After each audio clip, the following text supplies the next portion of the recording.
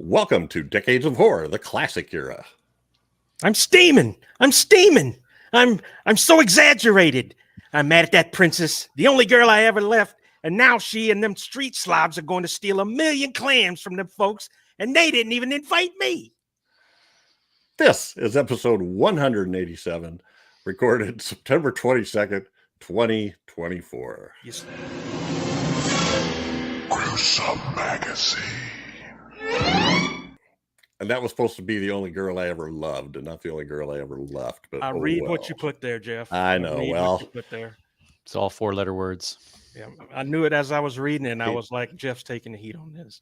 Yeah. So anyway, I am your nobody host, would ever know. Nobody would on ever know. this podcast, we cover the good, the bad, maybe even the ugly horror films released since the beginning of time through 1969. In each episode, we'll discuss the monster, spirit, psychos, and villains that have haunted movie-going audiences since the dawn of film history. With me this week are my incredible co-host, Chad Hunt, co-host on Decades of Horror, the all of them. How you doing, Chad? I'm exaggerated. Super exaggerated. I can tell. I'll keep that in mind as the episode moves along. Also with us is Doc Rotten, the one, the only, the original G, the OG. Not supposed to say the word. You're just supposed to say the initials. How you doing, Doc? I'm all joked up. No, I'm doing great. Thank you. This is going to be fun one. All righty. And Daphne For could all not be the wrong reasons. today, but we got Dirk to fill in. We pick him for all of our best movies. Yeah. 3 on a Meat Hook, Ghost in the Invisible Bikini. How you doing, Dirk? I'm great. Let me apologize to myself, Dirk. It's all good. I'm doing great. It's great to have you here. It's great to have you here. And I think this will be fun. Gruesome Magazine and Decades of Horror are partnering with Play Now Media on their streaming apps. In fact, Decades of Horror, the classic era, can be found on the Classic Sci-Fi Movie Channel, the Classic Horror Movie Channel, and the Wicked Horror TV channel. So check us out there. You can subscribe for free, or you could pay a monthly fee, or you could pay an annual fee, which is even cheaper. And if you pay, you don't get any commercials and you get all the premium content. Otherwise, do it for free, you get ads. All righty. Spoiler alert. This movie is 58 years old. So if you haven't seen it, go check it out. It's on Prime. It's on MGM Plus and some other places. All righty. So first thing we do here is give a few details of the film.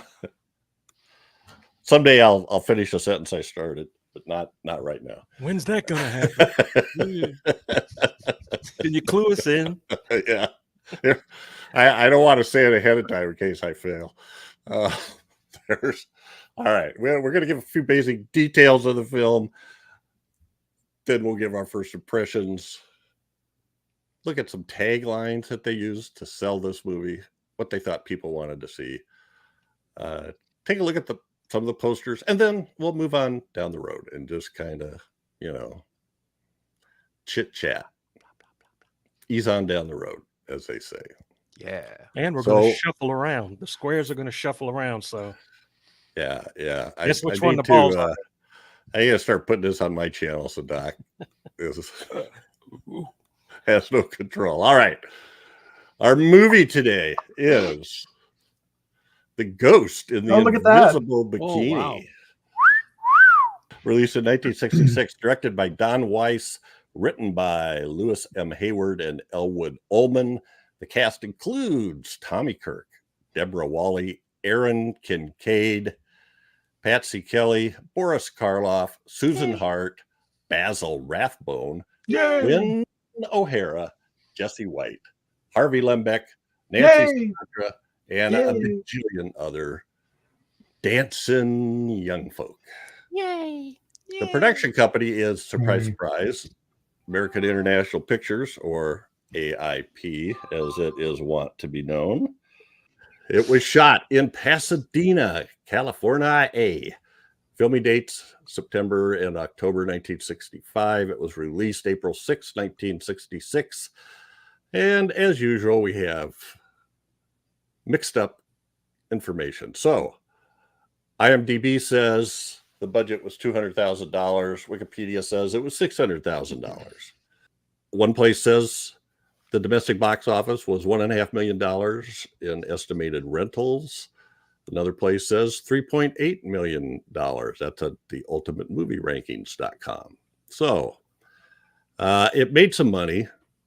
How much, we don't know. Not enough to keep the series going because they kind of went, I think people are tired of these beach party movies, especially when there ain't no beaches.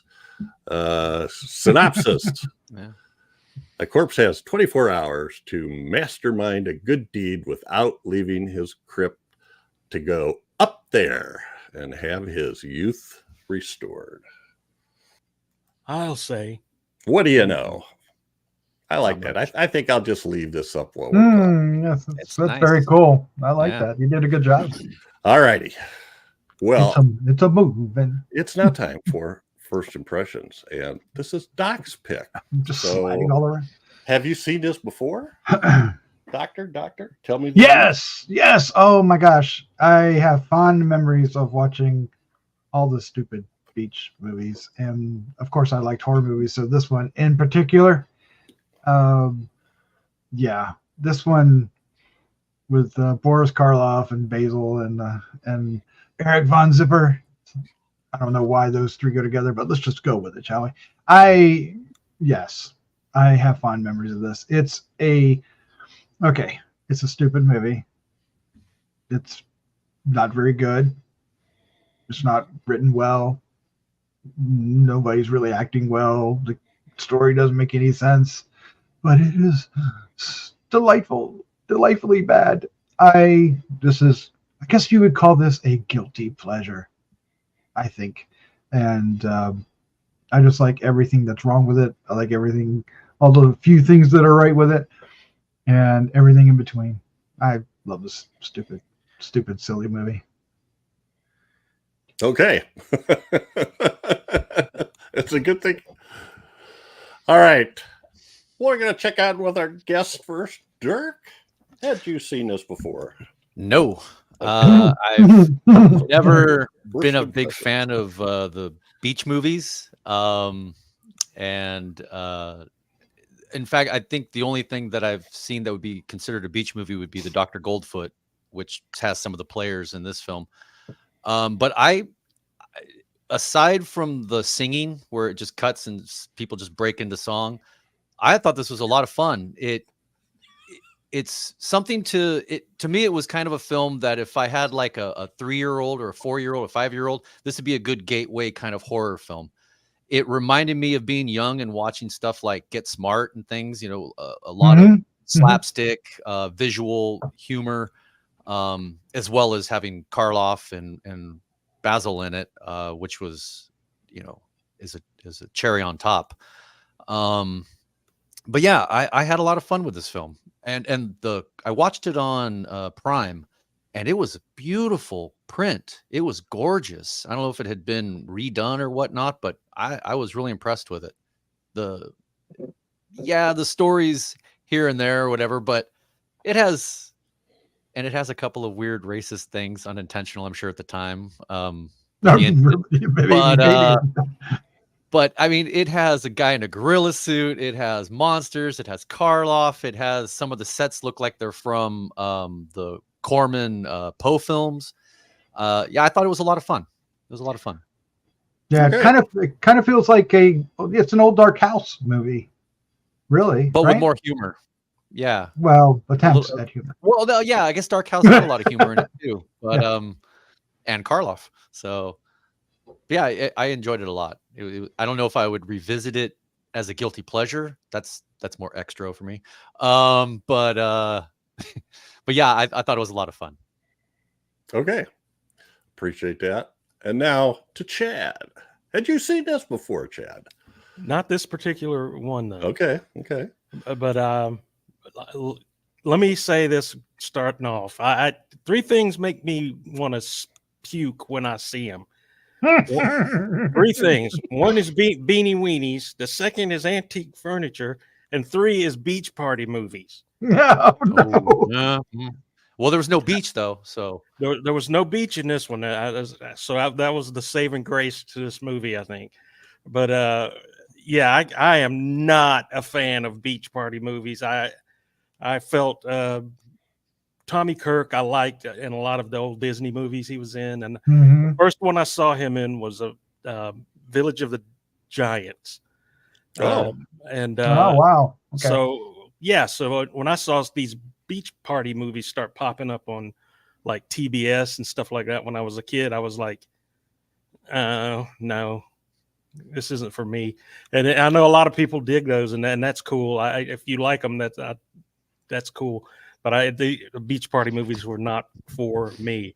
But this one, I feel sort of the same as Dirk. It was fun. It was cool to see Basil Rathbone in here, and Boris Karloff, and some of the horror stuff was pretty cool. I couldn't get through the singing numbers fast enough. agreed. I couldn't fast forward through those fast enough, and but and it felt so. The scenes with Boris and the ghost in the invisible bikini felt so tacked on, because they you were. know.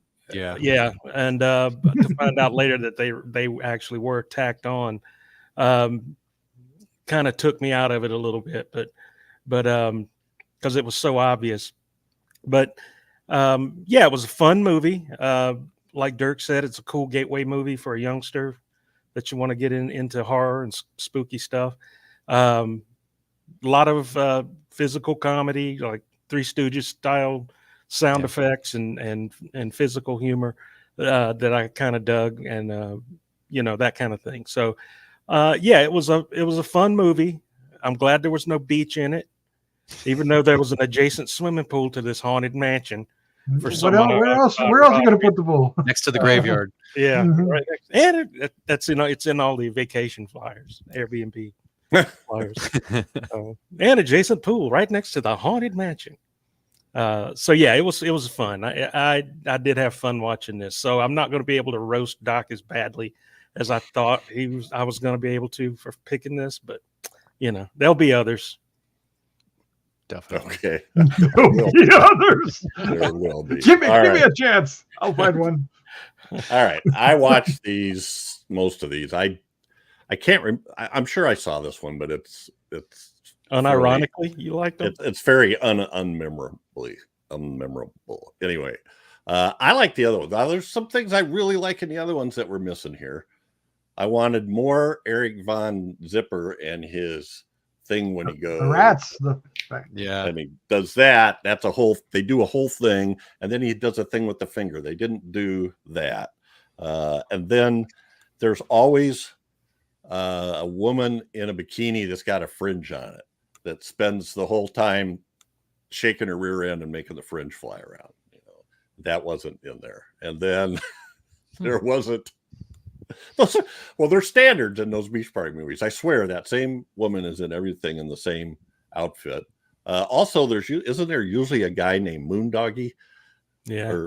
I miss Moondoggy. Moondoggy. Yeah. So the more you got into these films, the more the supporting characters became the lead characters, and the old lead characters just went away. There's no Annette Funicello.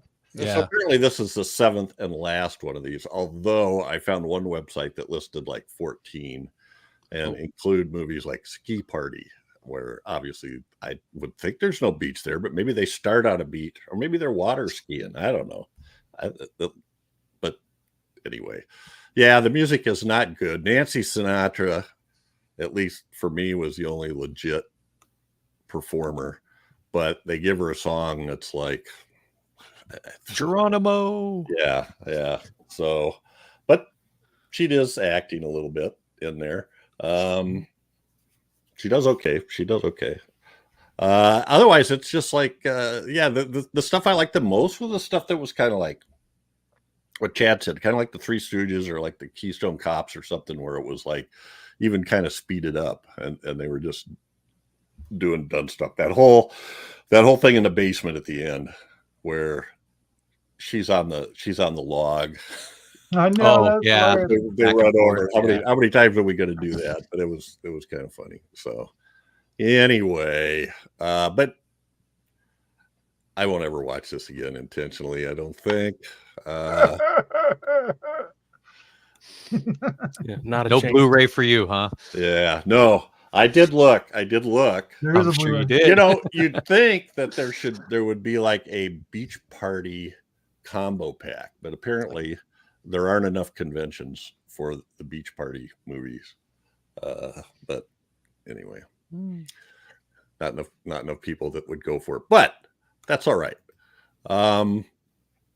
But now that we've done first impressions, folks, it's time for Taglines with Chad. And yes, this movie has taglines. Good Lord. The taglines for The Ghost in the Invisible Bikini are as follows. There's something horrid for everyone.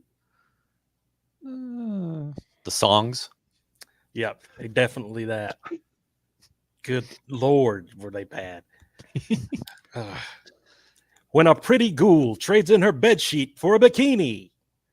Huh? Pretty cool. Oh, okay. Bedsheet for bikini. Okay. There's something blood-curdling for everyone. The songs. Yeah. Yes. You get blood curdling, and you get blood curdling, and you get blood curdling. Everyone gets blood-curdling. If you just love to caress cold, clammy flesh, you'll shudder with glee at The Ghost. the songs. Cold, clammy flesh. You could tell they had a love to little caress trouble it. coming up with interesting taglines for this. At any rate, that's At least somebody tried. Taglines with Chad. Chad's our hero, cool and rad. With him reading taglines, they can't be that bad. I'll do it like the guys in the movie, just not playing at all. Just I liked when the guy went off on the crazy guitar solo that was like 2 notes. All right. Posters. Well, here is the poster. This is the one that I saw everywhere. Yeah. It's okay. yeah. Now that thing, maybe that was in his Chamber of Horrors. There's a couple of those things I'm not sure I saw, but okay. Yeah. Yeah, most of the stuff is in the Chamber of Horrors. Yeah. They had a lot of like extra stuff, like just standing around. Who were those big heads? Those big heads were like they had these on big the huge wall. heads on the walls. Yeah, and they they look were, like something they out look of like- the Rob Zombie video. I was gonna say, know, they reminded me of like Ben Cooper masks. but Yeah. huge, right? Yeah. Huge. Huge. And then there's this kind of the same poster, in a different layout. So they just rearrange some of the same stuff, flip it, whatever. I like what they did with the BLE there. That's interesting. Yeah. Bleh. The Invisible Blah. Blah. American International. Wait, what is that? The scandalous lowdown on every young ghoul what every young ghoul should know. Wow, we missed out on that one. Yeah, that's a I don't know how I did. I swear I copied them. It's a scandalous lowdown. Chad, That sounds like a good song, doesn't it? There. does. It's the scandalous lowdown. That was more lyrics than what were in any of those songs. Ah, No kidding. And a couple of foreign sounds like- posters. Bob Skaggs singing it early in his career. The one on the top is Italian, The and dirty lowdown. Il Castello della You Donna Maledetta. I don't know if that's how you say it. The Castle of the Cursed Woman. That has nothing to do with our movie. No, it looks kind of almost Giallo or something. Yeah, I love that top poster. It's a different movie, but it's really cool looking. And the bottom poster is French, Phantasma and El Bikini Invisible. Invisible. Did that sound French to anybody? Which translates to exactly what the title is. So they're choking on their baguette, maybe. But it's definitely got a greener tint than the American posters. And a cutout in the middle of them dancing, I guess. Yeah. They might have been trying to make somebody think Annette was in this one, but she wasn't. No, there was no Annette. All right, well, that's it for the posters. Boo. Well, we actually we should actually recognize this director because he's directed 4 episodes of Kolchak. Yes. Yay. 2 of which we've already done. Right? Yes. Yes. Right. Oh, you were waiting for confirmation? Wait for Yes. somebody to Yeah, say Vampire and Firefall. And coming up, the Trevi Collection and Demon in Lace. For those who don't know, we do have a Patreon channel where subscribers will get episodes of Kolchak. We're doing them all one by one. Inch by inch. Slowly we turned. Niagara Falls. And that picture at the bottom, Hey, Bo. he directed a Twilight Zone, the one called Steel by Richard Matheson that starred Lee Marvin. They remade that into the movie with Hugh Jackman, right? Yeah. Yeah. Fighting robots. Yep. Yeah. I thought that was Rock'em Sock'em. They were Same doing. difference. Same thing. Yeah. So that's the robot with the hood on, and then I think the robot fails, and Lee Marvin decides to stand in for him. Anyway, but I thought those were interesting. Otherwise, wow, oh wow, has this guy done a ton of TV? Yes. Some great ones and some losers. Like 17 episodes of Remington Steele, 7 episodes of The Love Boat. 22 episodes of Fantasy Island, 9 episodes of Chips, 11 episodes of Hawaii Five-0. Wow. And then he did a movie called 0 to 60 that starred Darren McGavin and was written by Darren McGavin. Ooh. Anyway. He also directed some of the Planet of the Apes TV show. Yes. 57 episodes of Ironsides. Ooh, wow, he really did a lot of Ironside. But they had, I didn't realize how long that show was on. They had almost 200 episodes of that. Did he direct 4 episodes of? Oh, I'm taking your. No, go ahead. Stealing your thunder. Go ahead. He directed 4 episodes of Batman. Yes, 2 of the Joker and 2 of Catwoman with Julie Newmar. He also did 1 episode of Freddy's Nightmares. Wow. 89.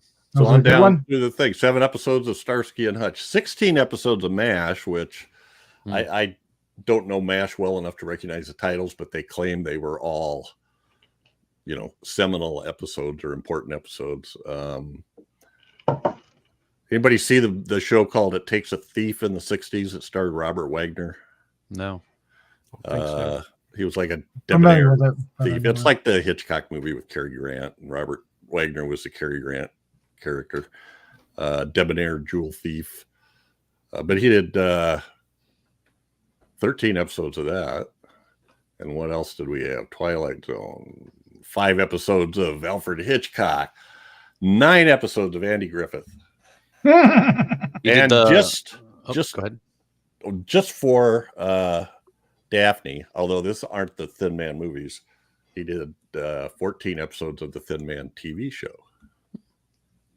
He did the Munsters Revenge TV movie in 81 too, which but it's still the Munsters. It is the Munsters. 1 episode of Beyond Westworld that nobody saw. Saw that.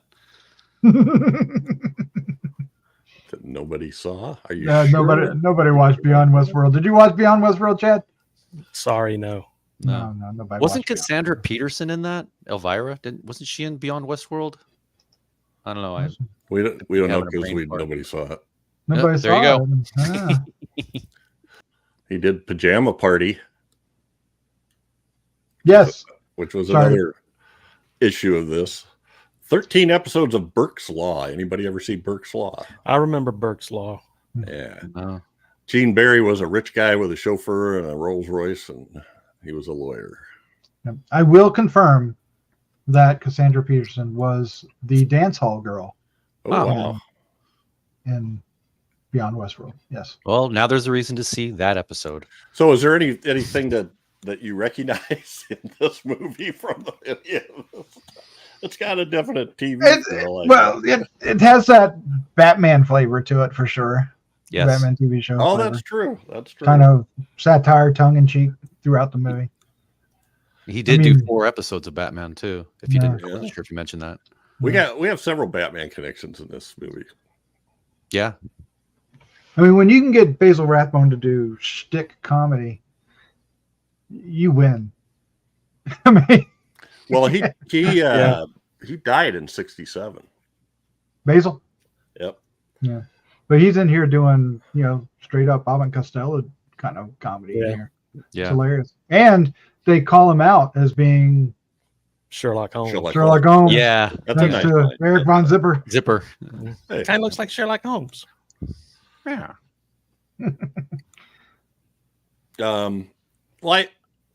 This is gonna, you never know what you're gonna find, but I looked into the writers to this, and it's really quite astounding.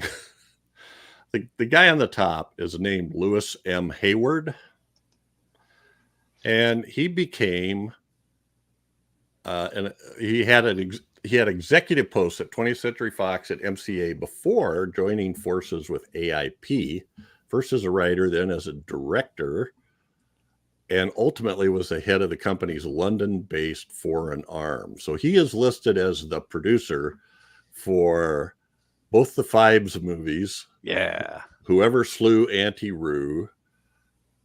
Go ahead. Are you looking there, guys? Murders in the Rue Morgue. Scream and Scream Again, Cry of the Banshee, Vampire Lovers. Yep. He's assistant producer on Vampire Lovers. Horror House, The Oblong Box, The Crimson Cult, Witchfinder General. Yeah. And he was also a writer on Witchfinder General, Conqueror Worm, otherwise known as. Which Dr. is a Goldfoot and the Girl Bombs. And then I saw he was co-writer on the English version of Planet of the Vampires. Really cool. Which explains, isn't Dr. Goldfoot and the Girl Bombs, isn't that the one that Bava directed? Did he do both, or did he do one? I thought he just did one of them. I am looking. Dr. Goldfoot and the Bikini Machine was Norman Tarog, so it must have been the other one. I think I remember that because Bill's always lamenting it as. He was also the executive in charge when Hanna-Barbera made Kiss Meets the Phantom of the Park. Oh, wow.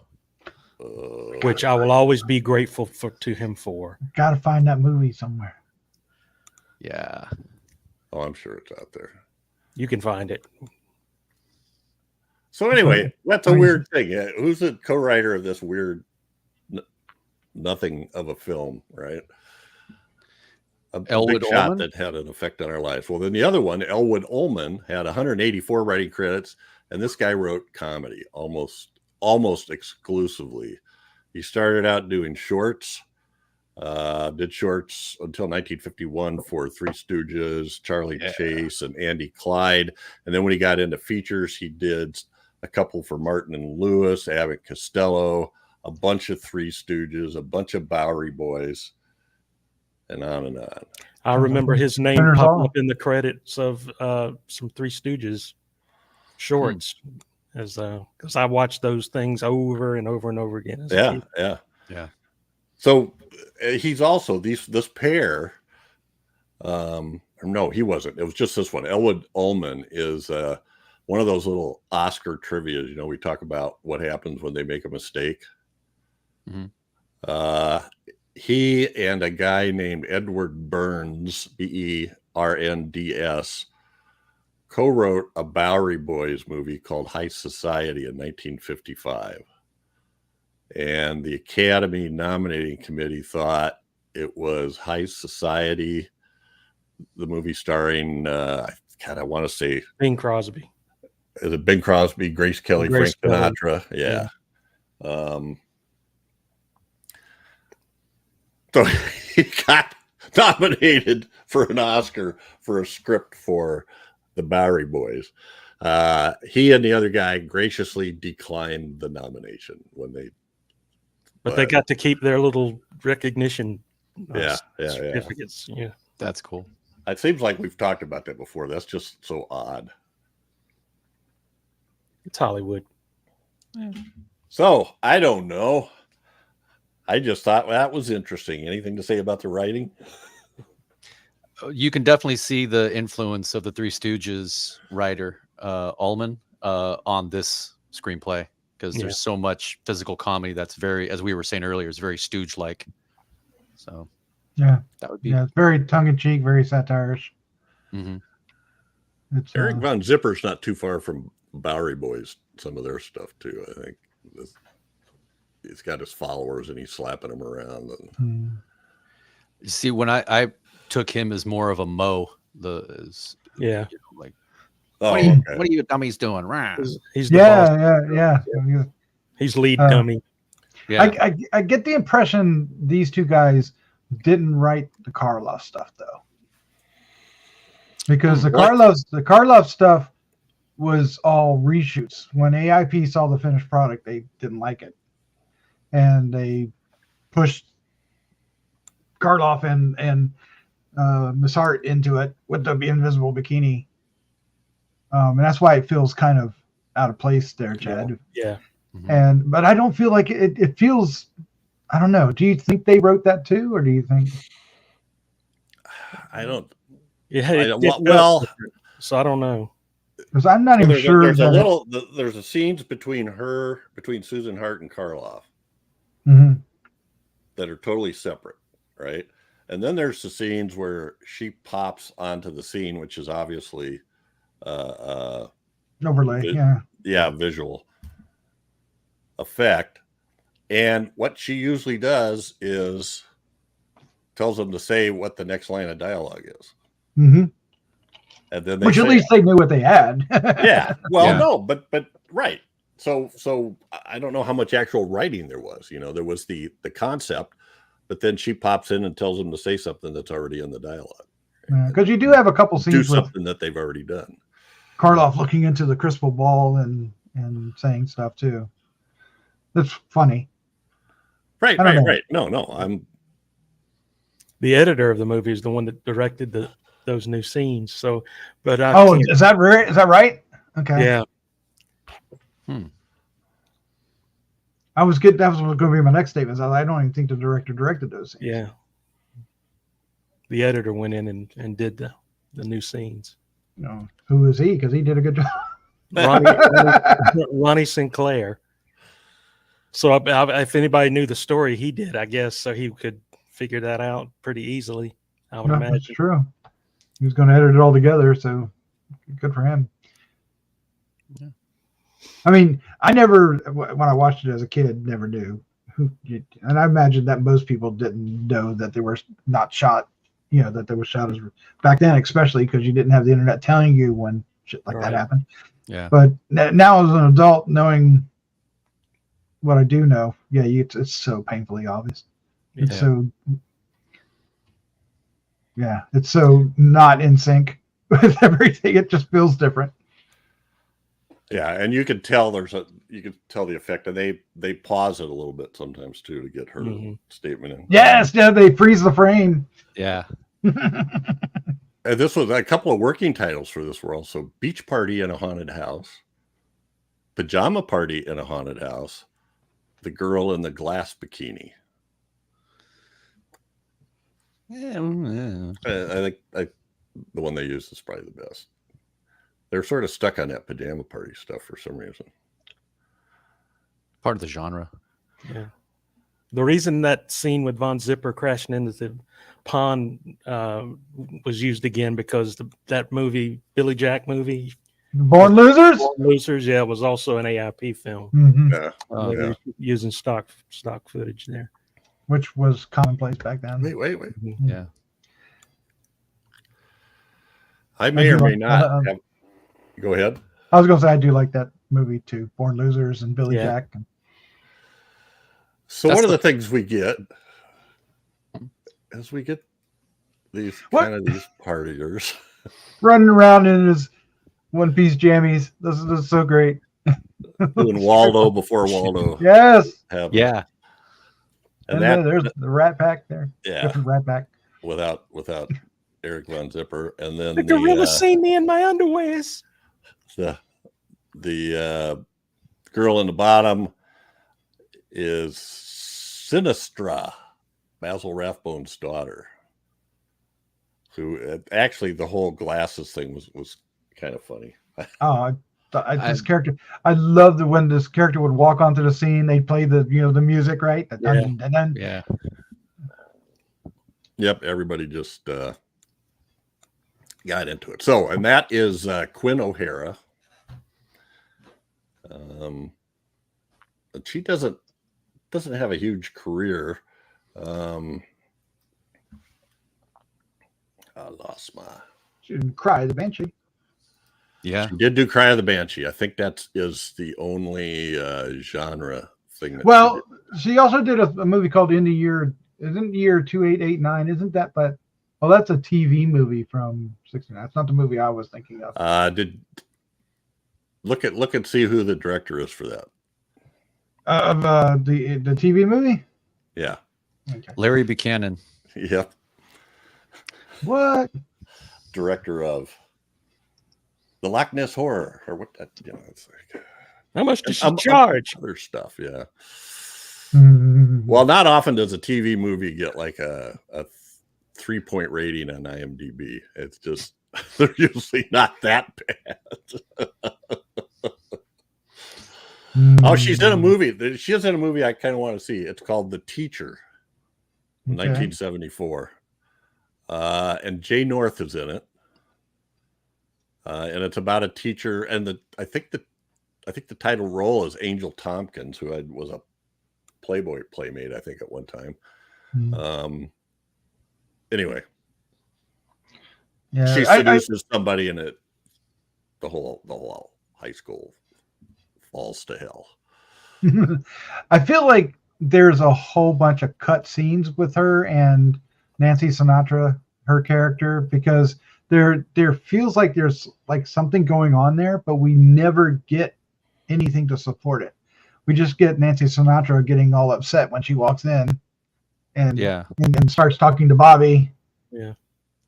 And I'm Vicky. Right. Yeah, I'm Vicky. I'm Vicky. That was all her lines. And it just felt like there was more to it that we just never got. Like, I don't know if we ever got the impression that they were supposed to be together or not. Yeah. So that's Quinn O'Hara.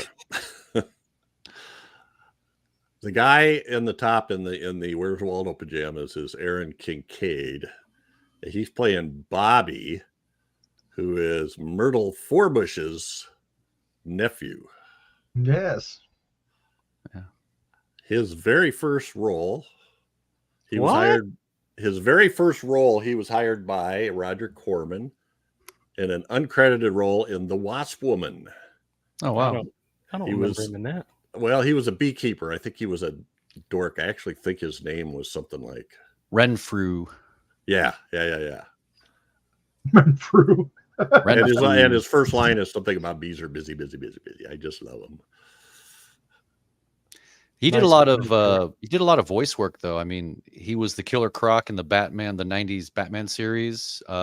He played what did he do in Transformers? He was Skylynx in the Transformers. I thought he did the sound effect. Well, he's so bad in this. He's so bad. He's so bad. He's bad. But I liked it. It just felt like characters should be kind of like stunts. These movies aren't known for their. Well, that might be true. That might be true. He was in a movie in 1968 called Creature of Destruction, directed by Larry Buchanan. This is Larry Buchanan guy all of a sudden. And he was in Silent Night, Deadly Night in 1984 as the obnoxious DJ. Yeah. I'd have to go back and check that out. I don't really recall, but anyway, probably doesn't look the same by then. He was in Eddie Murphy's Golden Child as just an informer, just a quick walk-on role. But he's bad. I think this might be bad. He's a little stiff, yeah. And he has so much screen time. Shouldn't get him screen time. Well, the only time. Okay, I'm sorry. The only time he is good is when he's with our other lead, Tommy Dirk. When they're in the bedroom together. Those scenes work. The whole bedroom scenes work for me. But like that was when he's Three Stooges. Oh my, very much, yeah, and a little bit Abbott Costello in there. But when he's with the O'Hara girl, when they're acting opposite each other, she swallows him whole. Oh my God, yeah. Well, I thought it was one part I thought was funny when I didn't want to go there, but okay. They wanted to. They were running around the place. And she's looking for him, and she runs up to him, and he doesn't want to deal with it. He just takes her glasses off and runs away. Yeah, I thought that was pretty good. That was good. Because he also he's the one that stumbles up and actually turns the razor by accident saw blade back on. Yeah, like idiot. Well, here's our sort of our bad guys, and that's yeah. I was going to say Karloff isn't. Well, no, you're right. You're right. Historically, he's a bad guy. I'm wrong. Historically, he's not in here. No, apparently he was up until now. Right. He wants to go up there. Yes, he wants to get his. And he wants to be young again. So he and boy did he. I read a little bit about his scenes inserted in that when he's in the coffin. Because he had a bad back and like a leg brace, he was actually standing up when he acted like he sat up, but they had built it so that he could stand the whole time. Oh, nice. Yeah. Yep. Piece of she was just leaning in. Yeah. Yeah. Yeah. So that's before she does the bikini thing, right after this meeting at the top with the crystal ball and Karloff and her. And I forget what was her name, Cecily, played by Susan Hart, she was Nicholson's wife. Yeah, at the time. That's how she got the role. She was a much better actress than I expected, knowing that.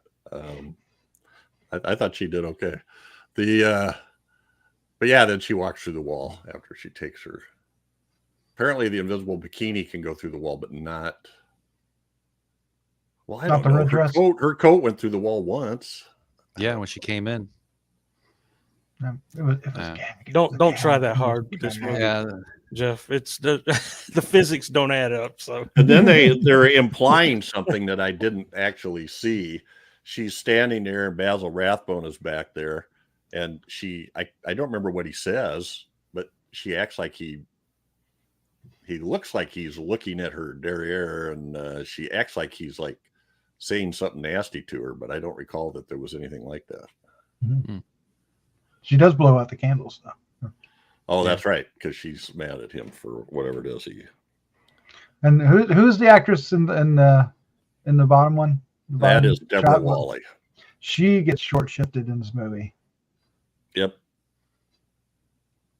I feel like fairly well known. Because I feel like her role, most of her stuff ended up on the cutting room floor as well. Yeah, she did great. Gorilla acting too. Yeah, the gorilla comes and gets her. She's in a bunch of other ones of these movies. She was in one that I thought was interesting, the Bikini World, 1967. This is supposed to be the last one, so I don't know what Bikini World is, but it starred Tommy Kirk and Bobby Pickett. Monster Mash, Bobby Pickett. Mm-hmm. Sid Haig was in it. One of the acts was the Animals, an actual decent act. Didn't recognize most of them. And then she was in a science fiction movie called The Bubble in 1966 that was written and directed by Arch Obler. In 3D. With Michael Cole as the star from Mod Squad. Oh, wow. You're not going to mention The Severed Arm? Oh, yeah. There's one called The Severed Arm, but that's not... I don't know. It's probably not a horror movie, but it's in Chad's collection. Yeah. Well, they're all trapped in a cave. They're all trapped in a cave, and they cut off a guy's arm so that they don't starve to death. And then after they all get out, the guy whose arm got cut off starts coming after him for revenge. I want my golden arm. I've heard that one before.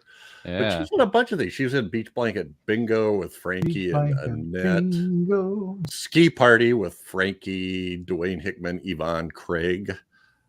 Where a couple of the music acts were James Brown and Leslie Gore. James Brown! Oh my God. She was named Photoplay Magazine's most popular actress in 1961, the year Gidget Goes Hawaiian came out, that she had the title role in. Spin Out, 1966, said she had a lifelong friendship with Elvis. Sorry, that wasn't a brother-sister type friendship is exactly what it says. It says a brother-sister type friendship. Okay. So anyway, I recognize her name and I recognize her, and I apparently it's just from those beach movies, because I don't think I've seen anything. I haven't seen The Bubble. I haven't seen The Severed Arm. Gidget Goes Hawaiian? Yep, that's it. And up until then, she was doing stage stuff in New York. And she was surprised she got this part. She didn't really care about it. She was on Burke's Law as well, and some Gomer Pyle episodes. Yeah. Gomer Pyle. Surprise. And Love American Style. Oh my God. Love American Style. Okay. I think it was Love American Style. Did anybody see sort of the it wasn't really the precursor, but it felt like it was the precursor to Happy Days? Laverne and Shirley? No, that came after. No, on Love American Style, they had Ron Howard was on it, and they had an apartment, and they were the first people in the block to have a TV. No, doesn't ring a bell. Yeah, I kind of remember that. Everybody came over to their house to watch TV, and at the end, when the Star Spangled Banner came on, they all stood up and put their hands over their hearts. I feel like I remember that. It was their first time seeing TV, so it was not something that they'd... Anyway, sidetrack. I thought she did okay, but yeah, she doesn't. There's a large part of the movie where she doesn't have any lines. Either the gorilla's carrying her around or she's strapped to a log. Apparently she's knocked out because she's not really screaming or anything. Mm-hmm. No, but she's got sawdust in her face. Yeah, a lot of it. Quite a bit, yeah. I love when they show those sawmill blades from a distance and you see the blades going like this, going back and forth. Like, ooh, that movie, The Severed Arm, was Angus Scrimm's first. Oh, cool. Wow. Hell yeah. I actually wouldn't mind seeing that. It sounds kind of interesting. Let me know how it is. Right after I watch The Teacher. I don't know. So I'm just kind of going Basil Rathbone. What can we say about Basil Rathbone? Yeah, it's like Karloff. It's like the guy's horror royalty. So. This is our fourth Basil Rathbone movie. I kind of liked seeing him doing comedy. I liked the ones he did with Vincent Price and you know, those Comedy of Terrors or whatever. Mm-hmm. I like seeing him do these comedic roles. It's kind of he's very good at it, I think. Very deadpan. Yeah.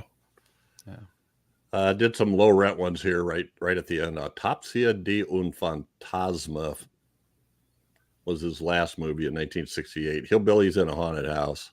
Oh my God. I got to pick that one next. If any of you guys ever pick that, I'm going to be sick. Queen of Blood, 1966. Sound like Sammy Castle's next movie. Mm. The Black Cat from 1941. Yeah. And he was actually known as the best swordsman in Hollywood history. Really? Yeah. He said he practiced, he what do you call it? He fenced Fencing? 4 times a week. Huh.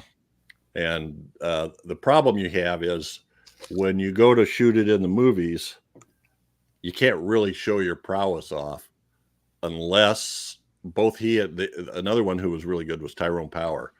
And they said they both preferred to have their fencing instructors as the double in their fencing scenes, because then they trusted them and they knew what they were going to do and they could do more intricate stuff. And they actually said, this is weird. I think it's called is it The Jester or The Court Jester? A movie he made with Danny Kaye. There's a sword fight scene, and they said it's considered one of the best sword fights on film. Anyway. Did you guys ever see a movie he's in called The Black Sleep? Oh yeah. Doesn't ring a bell. With Lon Chaney that's Jr. like and late 50s. Basil Lugosi, Bela Lugosi. Tor Johnson was in it. Oh. Tor Johnson is right. John Carradine's in it. Mm-hmm. I always thought it was a never mind, I'm not going to go there, but I didn't realize it was directed by an actual respected director, not like Plan 9. I thought it was the guy that did Plan 9. Ed Wood. Ed Wood, thank you. It was escaping me. That guy.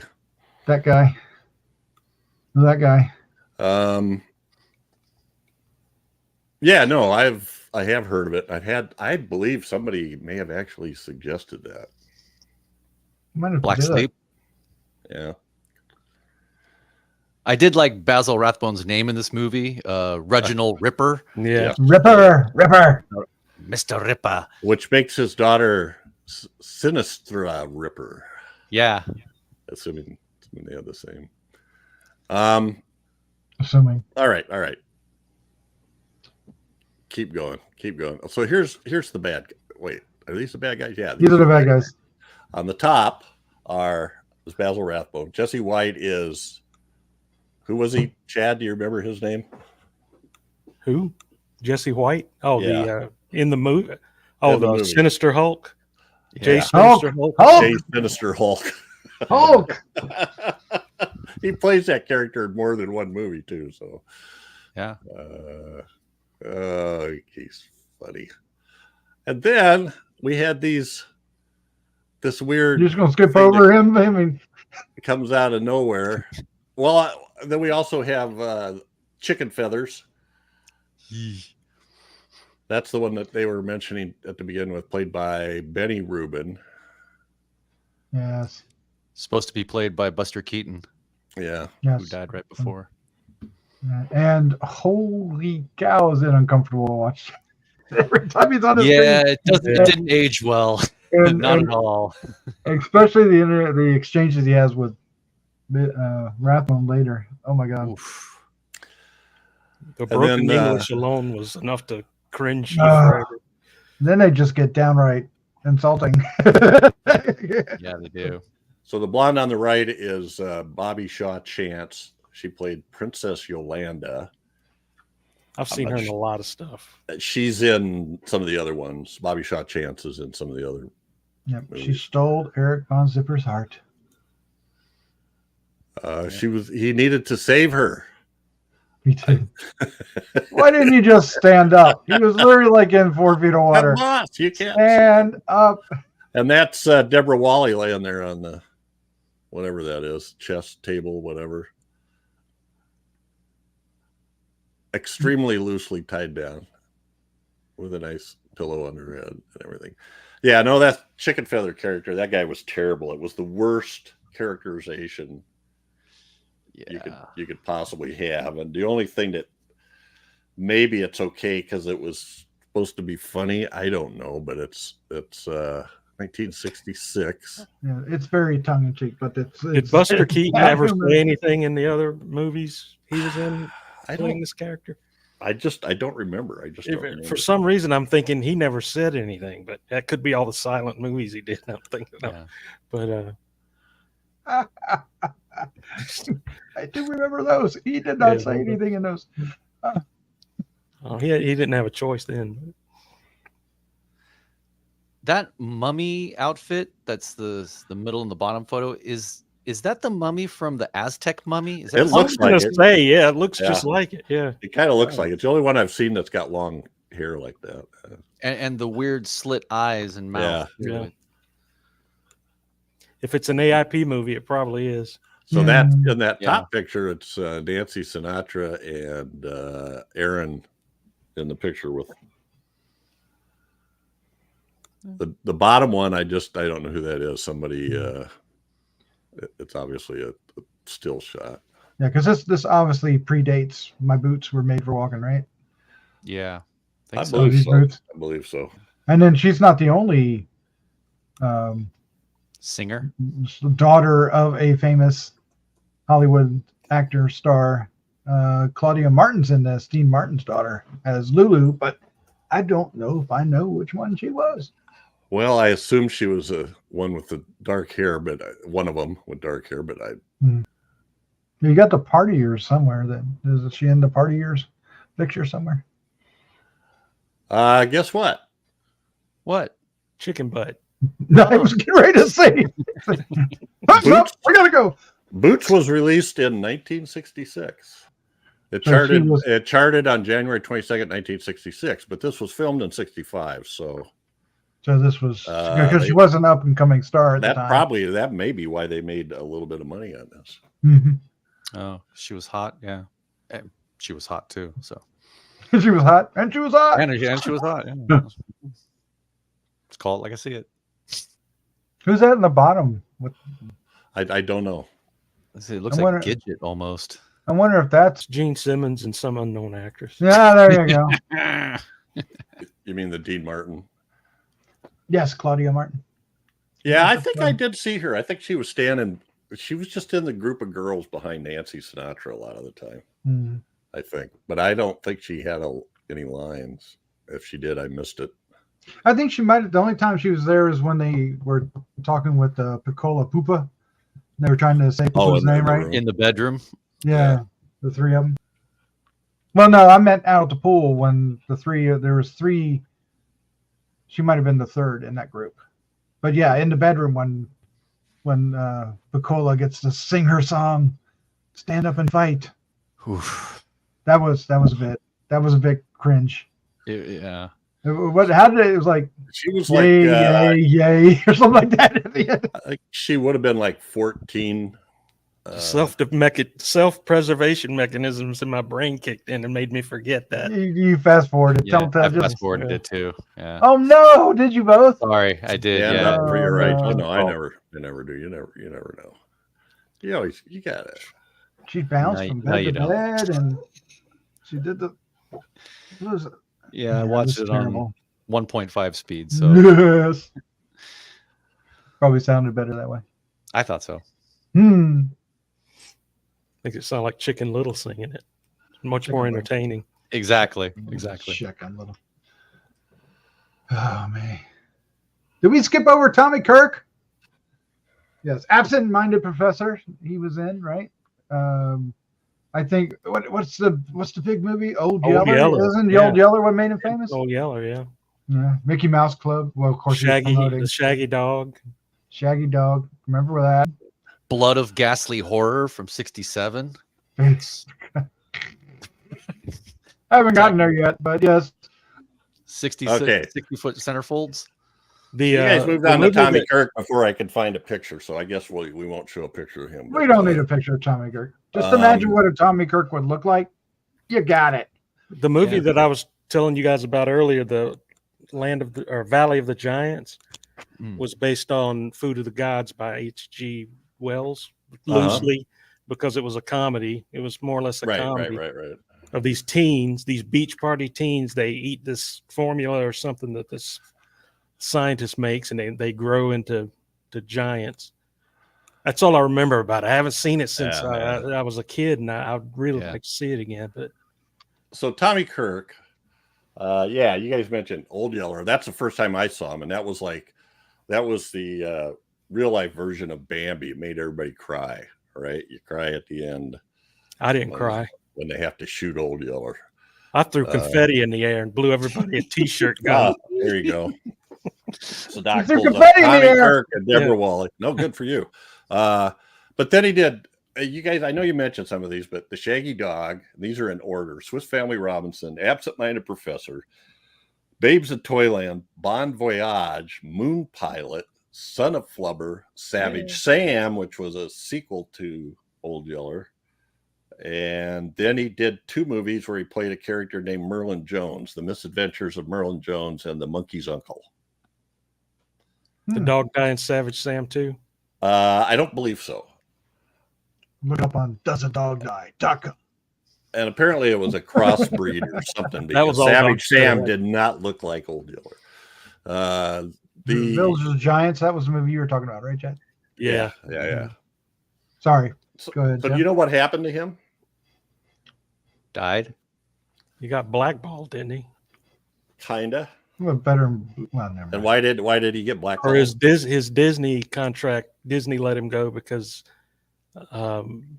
he was found having sex or something in a pool with a young 15-year-old boy. And what? His mother turned him in, actually. Right. Oh no. The boy's mother. Boy's mother did. Yeah, the boy's mother went to Walt. So Disney dropped him.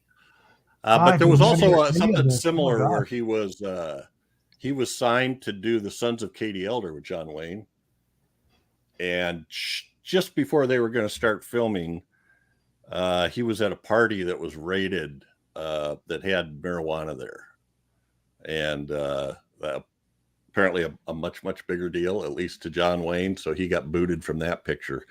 So the combination of those 2 things got him off of Disney, although Disney wanted him to had him come back and do The Monkey's Uncle, the sequel, because that was made a bunch of money. So, we know where our bread's buttered, but yeah. Mm-hmm. So he was gay, and I think he was actually bisexual. If you can imagine him being in Disney at that time, that was. Yeah. So I imagine they kept it under wraps, right? Yeah. Until he revealed it in 1993. I never knew it. I never knew it. I watched all those movies I just listed off. I watched every one of them that he was in. I didn't he was know also today.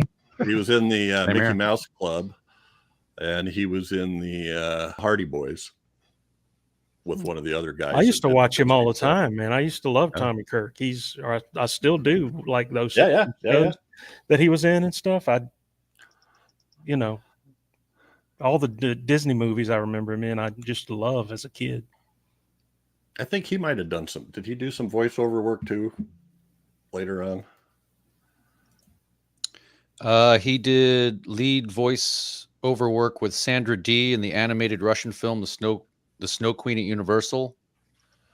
That's all I'm seeing at the moment.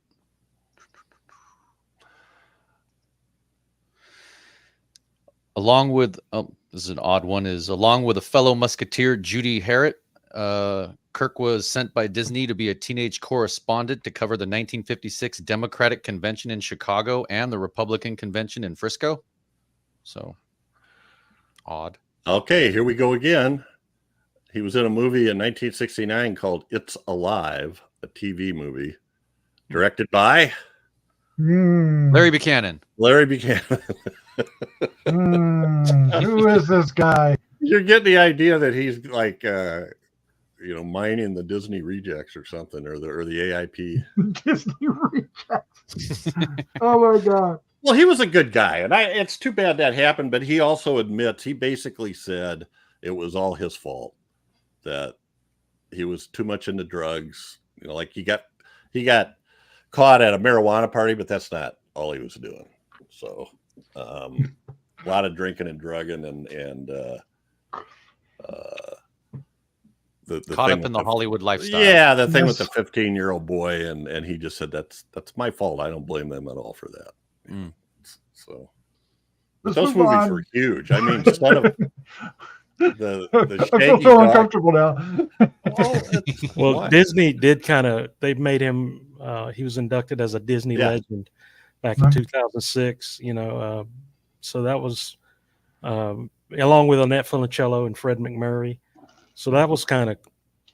I don't think it made up for what they did to him, but at least they acknowledged what he did do for them while he worked for them.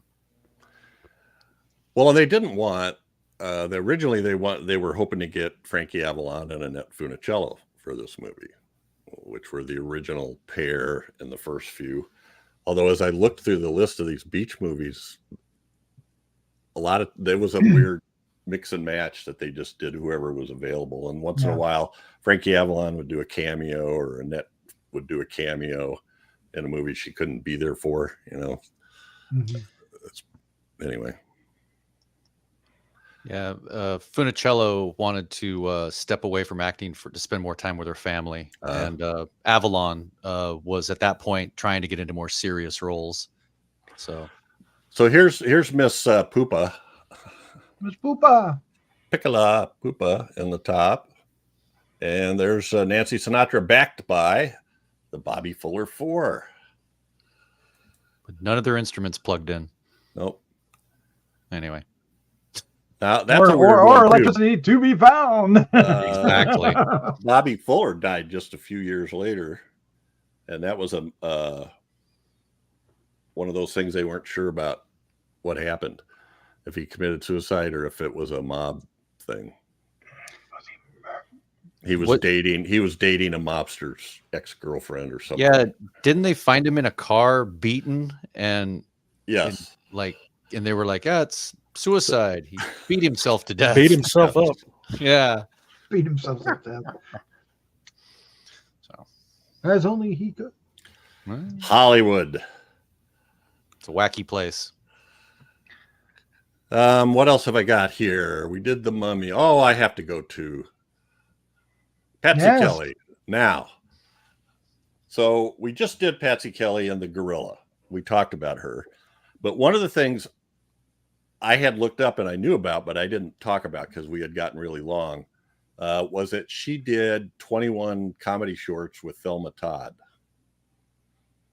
And I got a DVD of that, and they're good. They're funny. She's really funny. She is funny. She's hilarious. She was hilarious. So the top two pictures here are, pictures from those shorts. Thelma Todd also had a very strange death. She was found in a car outside of it's a complicated one, but it's sort of a question of, did she die of carbon monoxide poisoning because... Or she beaten up too? Did she die of carbon monoxide poisoning because she was sitting in the car because she was cold and had it running? Or did somebody knock her out and kill her or drug her or something? And then the bottom picture, of course, is she's in Rosemary Baby. Yeah. Rosemary's a baby there with Ruth Gordon, by God. It's weird. It's kind of like, it's weird to think of now, but there's Ruth Gordon, who was this awesome actress. She wins an Oscar for Rosemary's Baby. So now Jamie Lee Curtis, who did all these great movies, and in the end, she wins an Oscar for Everything Everywhere All at Once. And now she just won an Emmy for The Bear. She plays the guy's mother. She has psychological mental problems. She was good in Anything Everywhere All at Once. But I love Patsy Kelly, and she is obviously she's the humor element of these two. Thelma Todd's kind of the straight one who's always trying to accomplish things and better herself, and somehow or another Patsy Kelly's always screwing it up and having a great time while she does it and doesn't care. You know, they're really fun. They're all like 20 minutes long. Anyway, I wanted to mention that because one of our, I think it was Gregory Crosby had mentioned that you could find some of these on YouTube, and I couldn't find very many. What I found were right before Patsy Kelly, Thelma Todd paired with the name. Oh well, I'll come up with it here in a minute. And did a bunch of shorts, and those are all on YouTube, but I don't think she's not near as funny as Patsy Kelly. All right, and then a couple of our other extras. Well, here's Jesse White, who plays Jesse White. What was his name? Jay Sinister Hulk. Jay Sinister Hulk. Well, this top shot, he's in Harvey, where he plays the asylum attendant. He talked. I tell you, Jimmy Stewart. That was good. The middle picture is with Addams Family. Yay!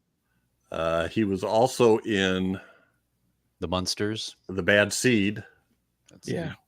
And the Munsters. Yeah, he was in the Munsters. He'll always be remembered for that guy down there. At the bottom. Yeah, the Maytag repairman, the loneliest guy in the world. What a voice too. He's got a great voice. Yes. Well, and they said he was known for just always having fun acting. He always was just, and you can tell in this movie he's having fun. They use him for a lot of. I mean, they slam his hand in that clock a couple times, and I don't know. There's a bunch of other stuff. That gorilla bonked him on the head. Yeah. Mm-hmm. Oh, you know what? The one scene I thought that was kind of funny, that surprised me, was when the gorilla's going to get Goo Goo, or Bobby, I guess was his character's name. He opens up the door and Bobby reaches up and tickles him. Yeah. I don't know why. That was one of the few things that I laughed out loud at. The rest of the stuff I was kind of like. That was I like that too. And we have mentioned Harvey Lembeck and etc.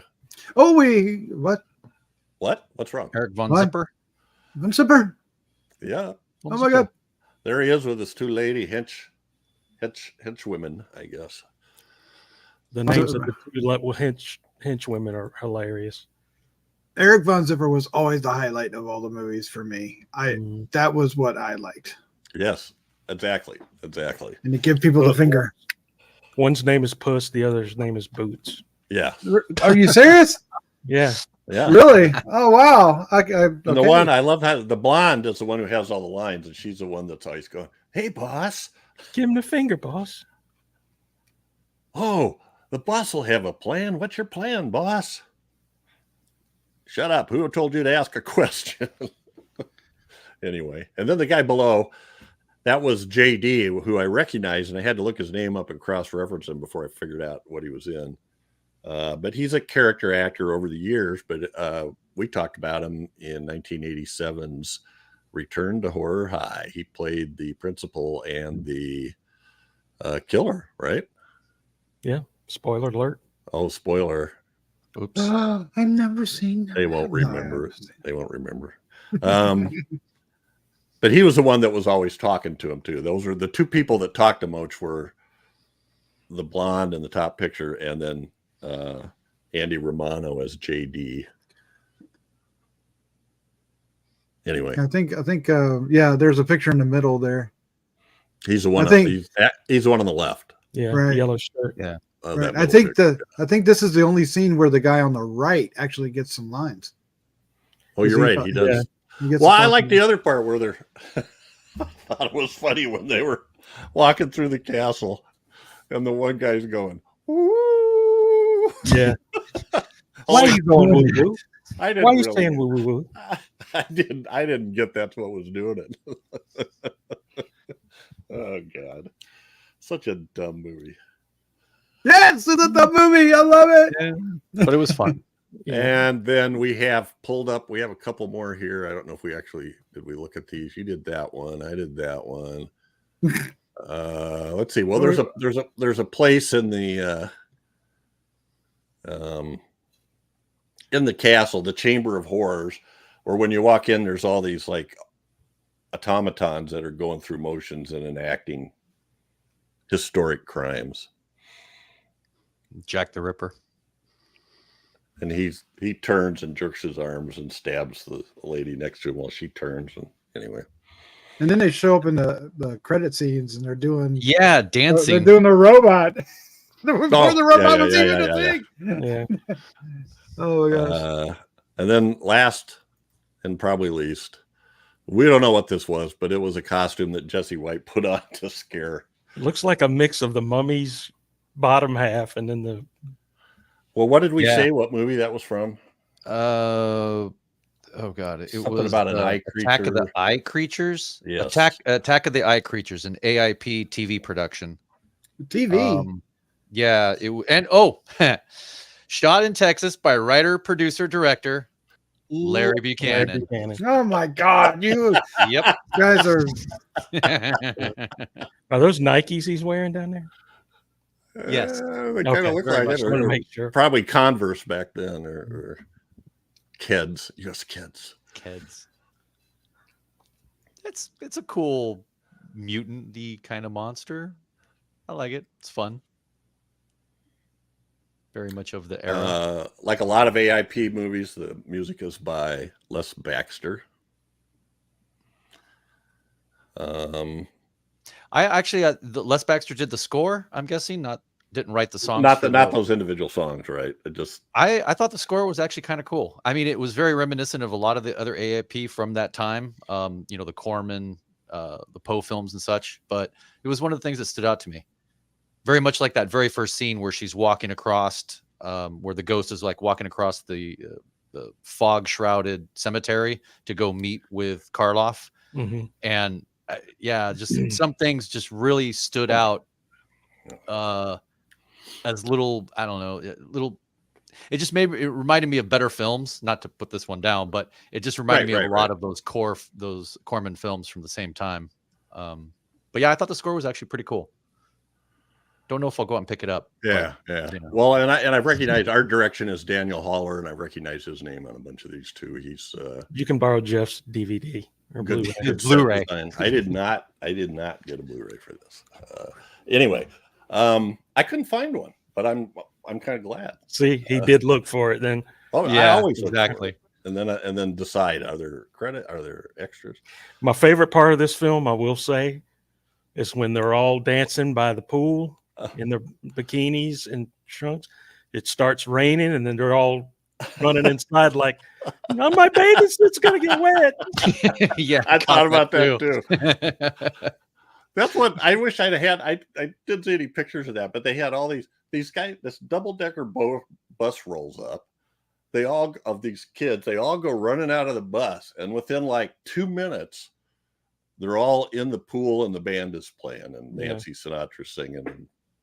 And then they come back later and they're doing that thing where they have this toy that they hold together by their hips. Yeah, that was weird. Spinning thing on it.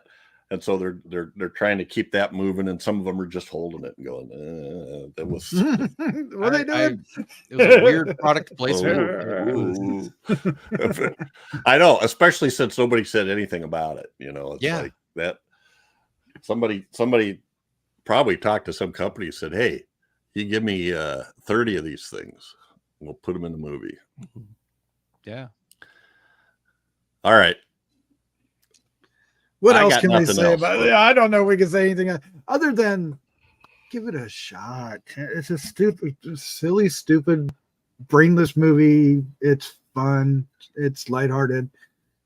Zip through some of the songs. I like the songs, but maybe if you're sensitive to some bad characterizations in the day of Native Americans, you might want to zip through those scenes. I thought the songs were worse.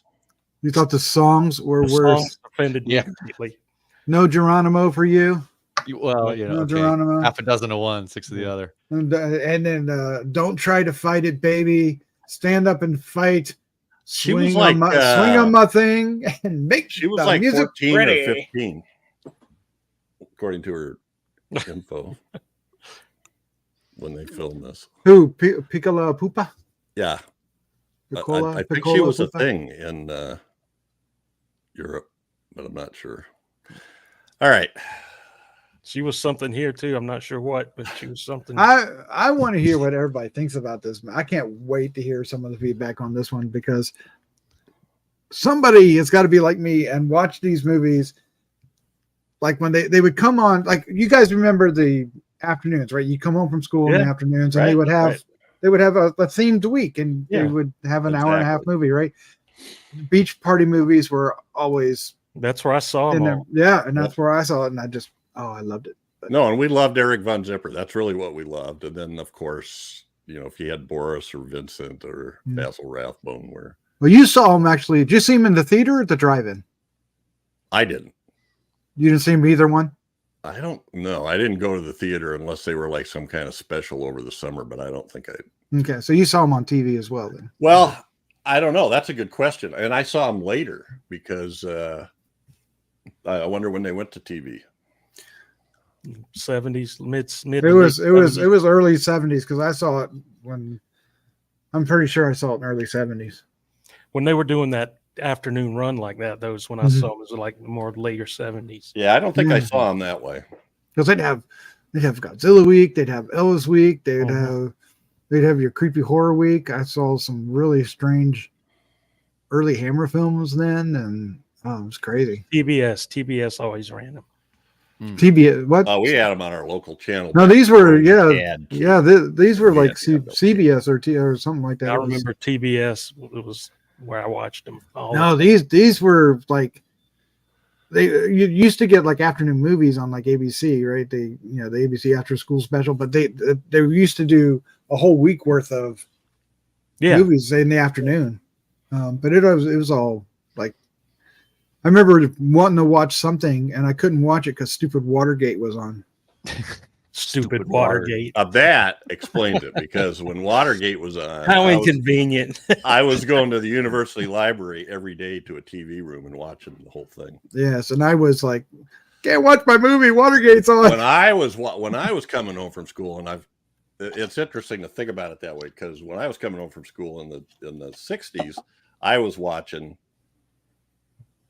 Incredible Shrinking Man, Invasion of the Body Snatchers, It Came from Outer Space, The Black Scorpion. Those movies were the ones that were on the science fiction week or the horror week or whatever. Yep, that I remember watching the Godzilla one. I remember seeing the only time I've ever seen I, Monster, which is a Christopher Lee and Peter Cushing, Dr. Jekyll and Mr. Hyde movie. Yeah, was on one of those afternoon ones. I've never seen it since then, and it's out there. It's going to get picked someday. Maybe soon, Jeff. It may be soon. Uh-oh. I think we're running late. We might have to good ones before then, so people will. Well, my pick's next, so it may not happen. Oh, 70s. Yeah. All right, so that's it for The Ghost in the Invisible Bikini. And just show it to your kids. Yeah. You want to old if you did time's sake. Yeah, I think we talked about the movie longer than the movie is. I think. But we could see this again. Yeah. She's cosmically aware. I do like that you did that. That's really cool. Yeah, the movie was 122 and we're 128. So congratulations, team. We did it. All right, it's now time for feedback. And we got some feedback, folks. Woo-hoo. First up. All right. Okay, the first episode is 182 Gorilla from Andy L. Doc, you want to take that one? Sure.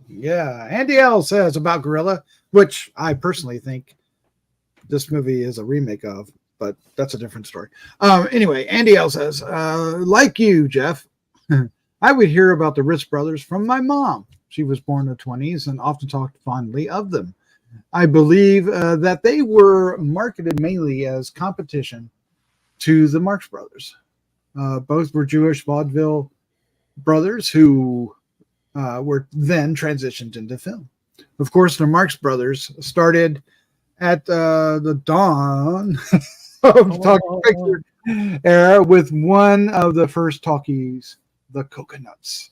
although they did have short feature during the silent era. The Ritz brothers were a bit later.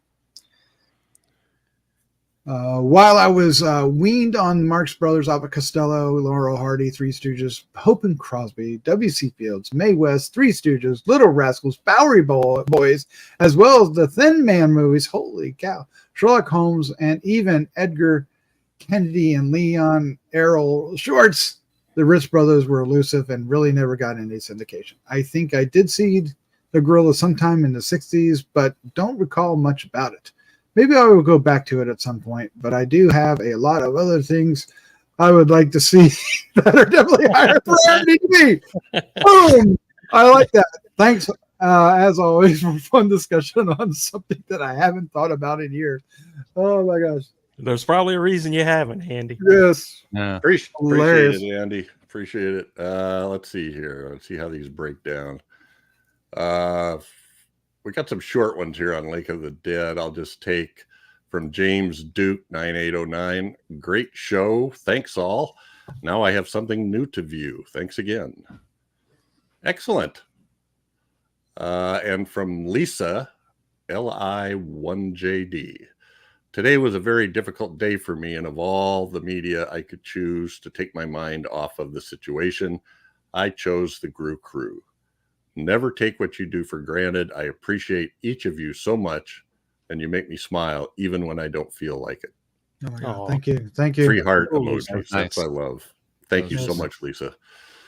We really do appreciate that. And then the guy who I have no idea is his name, Autoz or Auto Z. Auto Z Says great job. We know. And finally, Miss 8, Miss 8, and this again is on Lake of the Dead. Sad that the lead actress Henny Moan just died now in September. As a Norwegian, this is a classic in Norwegian cinema. I think it's Norway's first horror movie. Oh, really strange because Norway folklore is really interesting. Cool. Appreciate that. And yeah, I did look that up. I found a like a 2-hour, they called it a science fiction series, but it was like a 3-episode thing. The total is 2 hours long, and it's on YouTube. So I'm going to check that out with subtitles. But yeah, she was very good in Lake of the Dead. And that was a very interesting movie. So appreciate everybody's comments, especially from Norway. Episode 186, The Werewolf. Well, I don't know. Chad? Otay. From David Navratil 3065 says, seen this at the movies in 1956 and consider this as my favorite werewolf movie of all time. Wow. Oh, wow. Okay. 1957's The Vampire is my favorite vampire movie of all time. I was 12 years old at the time, and the movie house was being flooded with horror at science fiction double features almost every other week. Those were great times for a kid. Thanks for your efforts. Yeah. Thanks, David. Appreciate it. David. Wow. And we have one from Gregory Crosby. Dirk, can you take that? Gregory Crosby says, not to be that guy, but I am that guy. We know, Gregory. The word beatnik was coined by famed San Francisco columnist Herb Caen, Caen, C-A-E-N.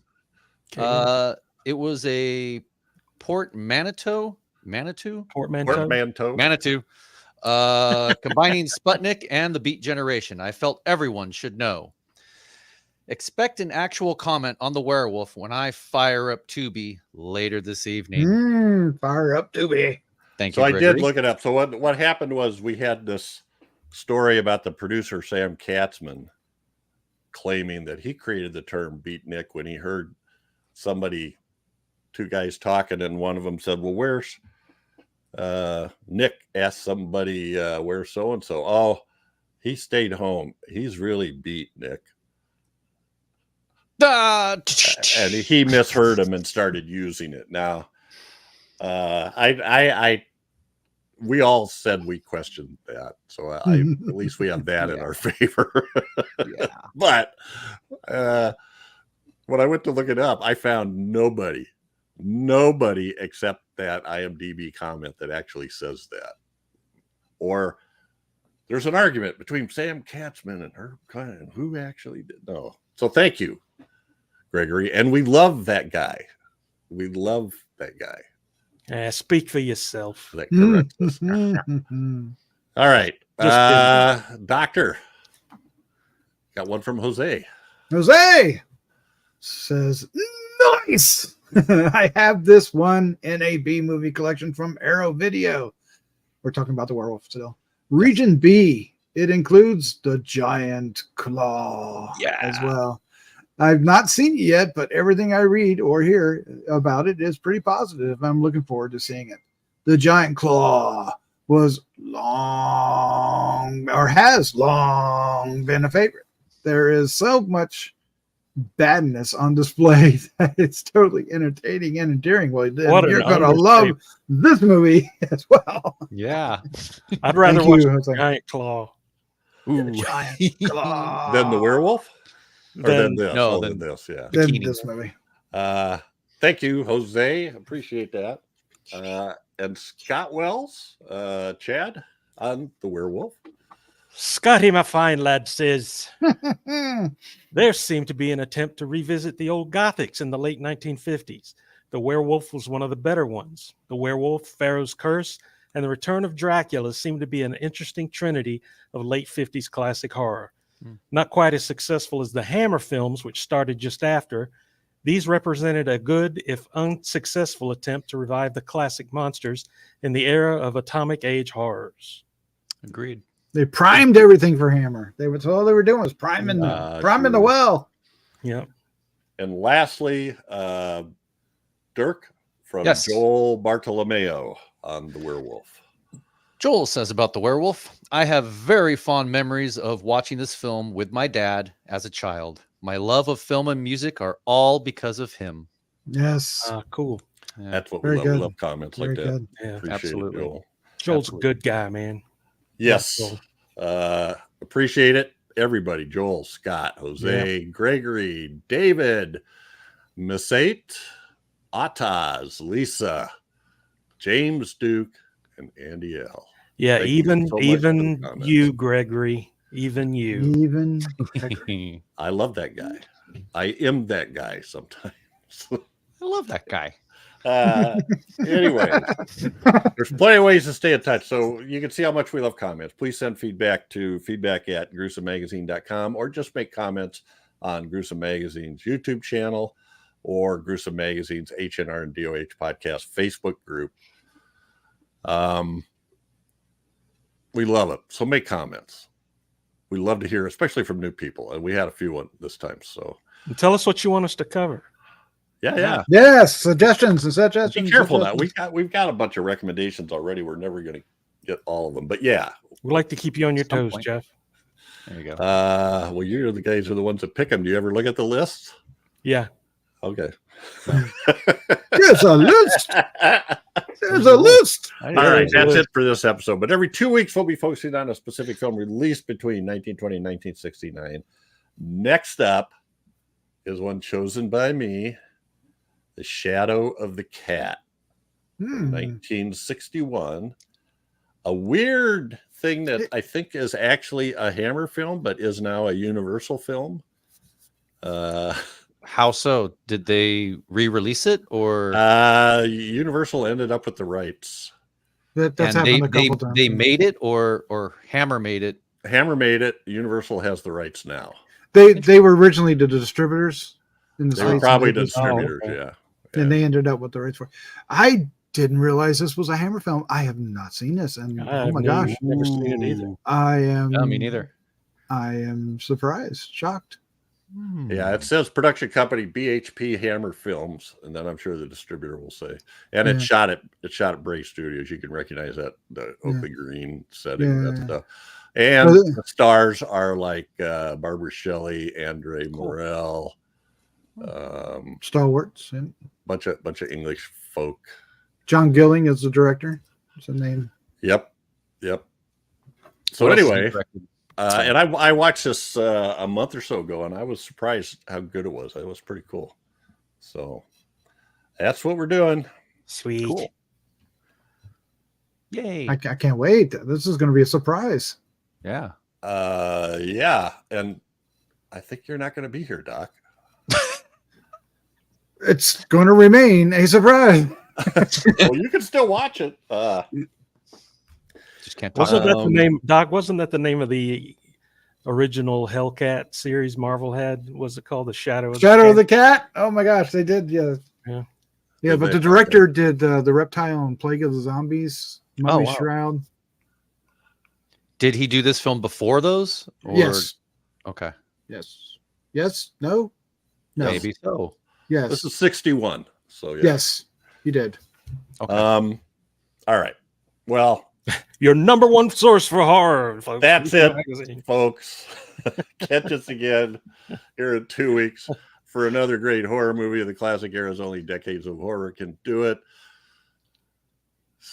Thank you so much, Dirk. Yeah, My thanks, pleasure. Dirk. Yes. Always happy to be with you guys. And Always cool to have you here, Doc man. and Thank you. Chad and Daphne, wished you were here as always. Yes. Thanks to all the listeners. Say good night, guys. Good night, guys. Good Good night. night, guys, whoever you are. Bye. Bye.